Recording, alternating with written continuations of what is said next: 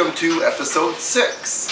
When we left off on episode 5, I was getting ready for engine and transmission removal, and in the last couple of weeks I've been busy disconnecting all the various linkage and cables and hoses and wires, and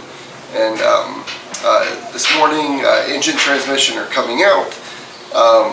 Let me give a quick look at the car as to a few of the things I've accomplished. Okay, so here it is. I've gotten quite a bit done, like I said. The intake manifold valve covers I took off just because when I was lining up everything on the engine leveler, the brackets were awful close to the corners of the intake and the valve covers, and I thought, well, with those original parts, I'm not going to take a chance of having any pressure put on the corner and having any damage done to them. And plus, it's a little bit lighter not having that on there. So, like I said, I've gotten all the linkage disconnected, everything I could think of.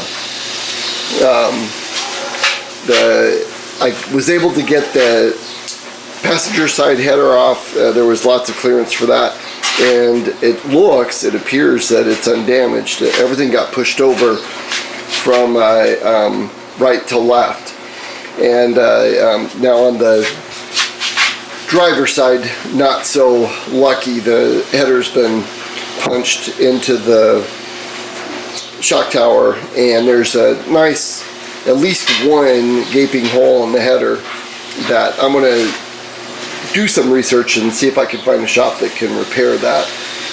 Hopefully that can get done. So underneath, I was able to get the cross member. I don't know if you can see it.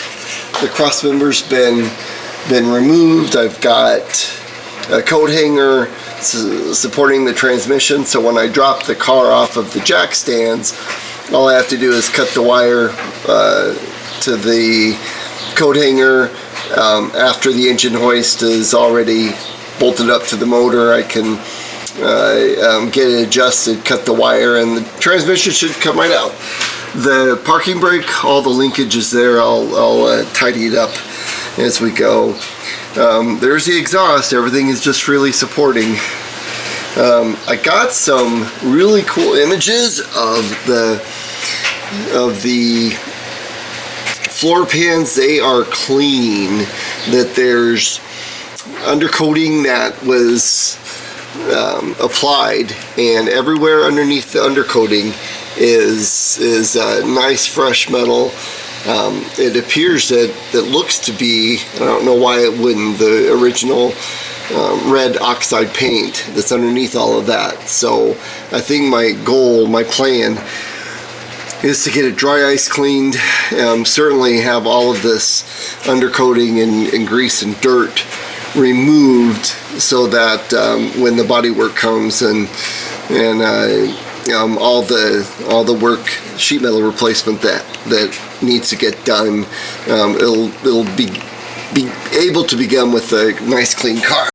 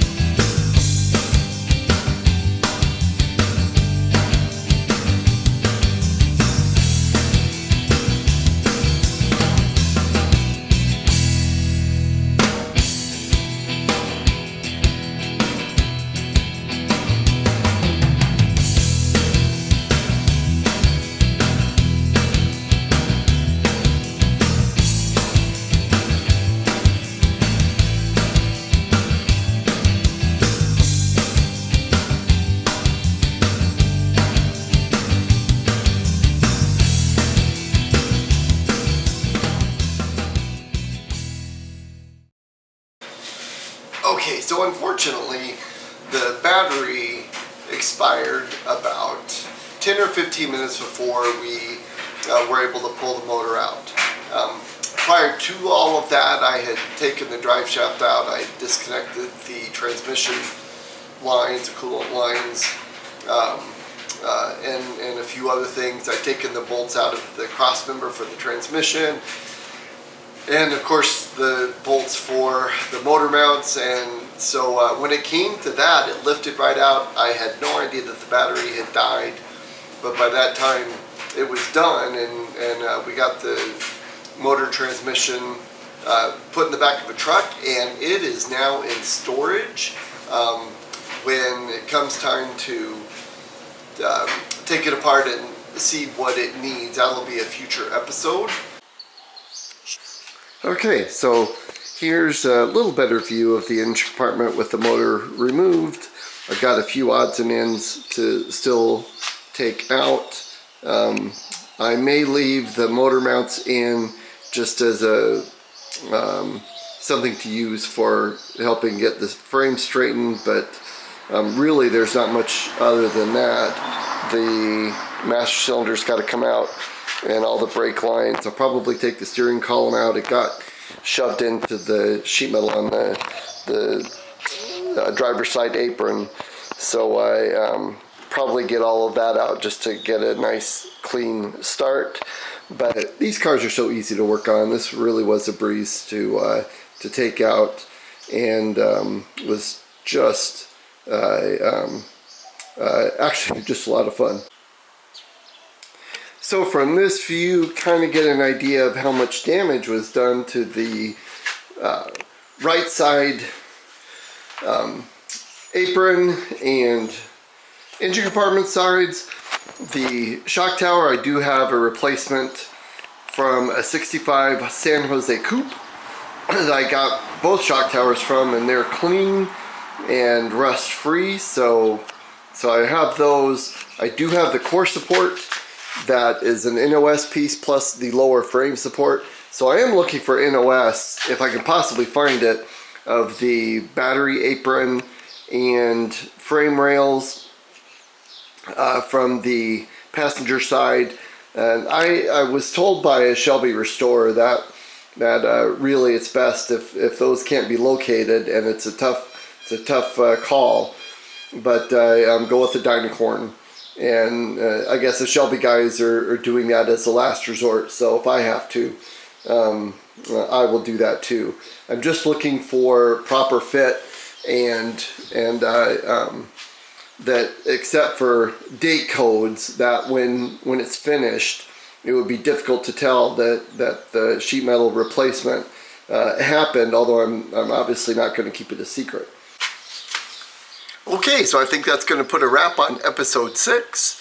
That next up is going to be the interior, taking it out.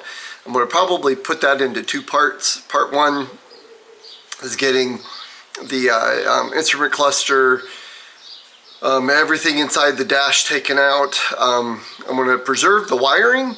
I'm not going to reuse it, but I believe from first glance that the in-dash wiring is all original, so that'll be pretty cool to have. Going to save it, and there may be date codes on it that'll be interesting to look at.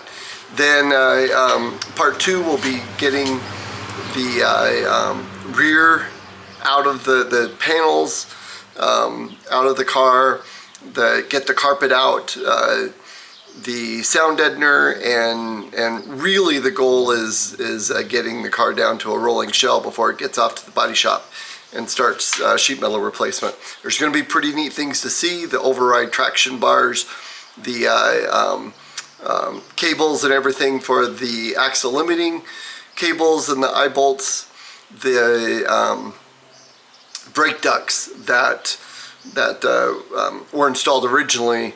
I'm curious to see if, and I don't see why not, but if the brake duct is still there from the factory. It should be in pretty good shape if it's there. So there's a lot of neat things to see, and probably, hopefully, a surprise or two that I'll be able to share as we get further into the car. So as always, thanks for viewing, and if you like the content, please like, subscribe to the channel, and share on social media. Thanks again for taking the time, and we'll see you next episode.